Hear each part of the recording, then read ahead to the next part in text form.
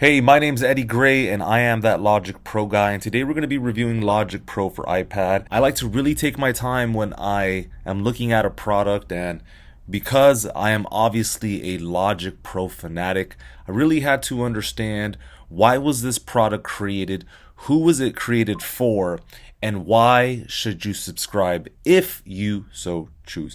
So if you're interested in that, go ahead and like the video, go ahead and share, and let's get right into it. So Logic Pro for iPad is a very neat application. It's well thought out, it has a nice layout, the GUI is beautiful, and the workflow is pleasant. If you're utilizing an Apple Pencil, I would say that the workflow is enhanced greatly, especially when doing things like automation. The truth is, this product is certainly not for everybody. But I'm going to go ahead and show you the song that I created, and then we're going to talk about the pros and the cons. All right, here we go.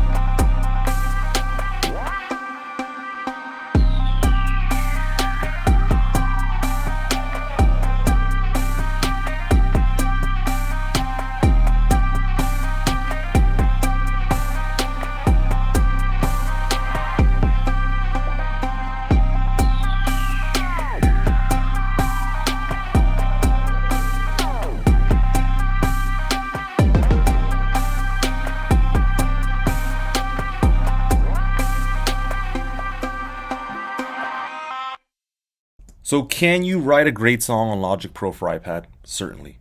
If you have the time, the energy, the expertise, I think you can certainly write something that you're happy with, but I do think it's going to be different. I do think it's going to sound different, and that's just because of the nature of the workflow. It's going to change. You're going to use different plugins. You're obviously not going to have all of the same plugins that you would usually have, and so for that very reason, it's just going to be a different mix. I'm using a lot more Logic Pro stock plugins than I normally would. I definitely went into the App Store and I, was scoping out everything that was there. And it's limited. It's good, but it's certainly limited. Sometimes I get asked, well, is it easy? Is it easy to just transfer from Logic Pro for desktop over to Logic Pro for iPad? And the answer is 100% yes. Some of the key commands are going to be a little bit different. The mixer is still X, and so some things are going to feel a little different. I is the inspector as it is on the desktop. V is going to open up just a single channel strip with, all the usual volume fader, panoramic knob, solo, mute, record. Key command Y is going to open up the browser, and this is where you're going to find kind of everything you need to make sound, to make noise. The workflow part is good enough. It's an easy transition. What's difficult, editing. So as you can see here, I have a transition from bar 19 all the way to about 22, and to be able to create these regions here, to trim them in the appropriate length, this took a very long time.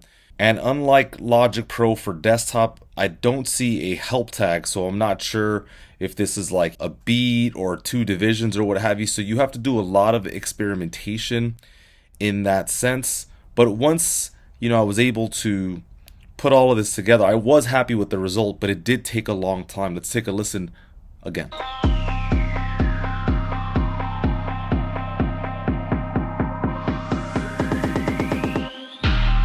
So imagine having to do that with the vocals, imagine having to do that with the this case 808s and the synthesizers, definitely tough. I really enjoyed the automation portion of this. I thought it was just loads of fun being able to work with automation using the Apple Pencil. One of the things that is frustrating is when you come over from desktop to iPad, some of the key commands are just not going to work. I was wondering, why wasn't it just an easy transition from one application to the other? But obviously I'm not a coder, I'm not a programmer, so I don't know all the intricacies. From a user endpoint, that's obviously the goal, to make it a seamless transition from desktop to the iPad. Now, in terms of mixing and mastering, I found this to be an adequate medium. In other words, if you were traveling, if you were on a train or in an Uber and you needed to get some work done, I totally felt, because of my experience, that I was able to get pretty solid product utilizing just what I had on deck. Some of these plugins are really cool. Some of these third-party plugins are great, and most of them are pretty affordable as well. You can see my mastering chain on the right-hand side. I've got the multiband compressor from Logic, the EQ, and this was all gathered from the Final Hip Hop compressor patch. I've got blindfold EQ from Audio3, which is great. Tape, just to give it, a little bit of color. Got the mastering assistant, of course. And then I decided to throw on an extra limiter after, just for more bite. I had no problems with the overall presentation, but I do think your style is going to change, and I do think that your music will sound a little different, just because you're going to be playing key command P on a MIDI keyboard that's on an iPad, and that's just going to feel different. It's going to help you make some different choices. I do think it's a nice product, and I would recommend it, especially for Logic Pro enthusiasts. Who is this for? Really, why was this product created? In my estimate, this was created for the demographic between, let's call it 14 years old and 20 years old. This is someone who maybe doesn't have a laptop yet, maybe doesn't have a lot of resources, but they have an iPad at home. This is someone who is not heavily into music production, and they were born into the world of tactile feel. And so being able to, for example, touch the tracks and use a pinch gesture to open up the view, those kinds of things are going to feel very natural for this individual. I think music production needs to get younger in that sense. We've been experiencing kind of the same plugins, the same workflows, the same interfaces for a long time, and I do believe that this is the beginning of something new. We've seen the rising of web-based DAW applications, which is really cool and makes a lot of sense. We've got a lot of young guys who are going to be working on their phones primarily. They don't have a DAW, or maybe they have an iPad and they're just going to use their browser to log on to something like Soundation or something like BandLab. And so this is a new trend for sure. Final thoughts on Logic Pro for iPad. Is it worth it? Should you get it? For me, I see this really kind of working in one of two ways. A, you're a Logic Pro enthusiast and you just need something to hold you over while you're traveling. I travel a lot, and so it's a nice tool to have. Do I prefer to use it over Logic Pro for desktop or laptop? Absolutely not. I would pick the desktop version any day of the week.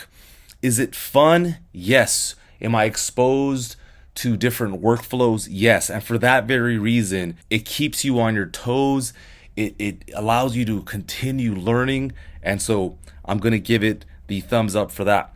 The second way that I see this working is you're a young person and you need an entry point into the world of music production. Maybe you don't have a lot of money for a bunch of plugins and all that, and you're already used to touching your phone every single day for 8 hours plus. I think this is perfect for that demographic. If you would like to see me work a little bit deeper with Logic Pro for iPad, please let me know.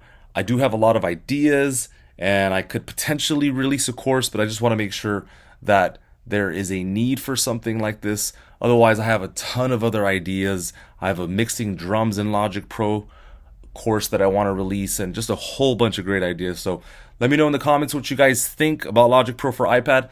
Let me know what you would like for me to cover. And I just wanted to salute you and just say a thank you for following the channel, for giving us a thumbs up. Have a great day. I will see you in the next video. Thank you.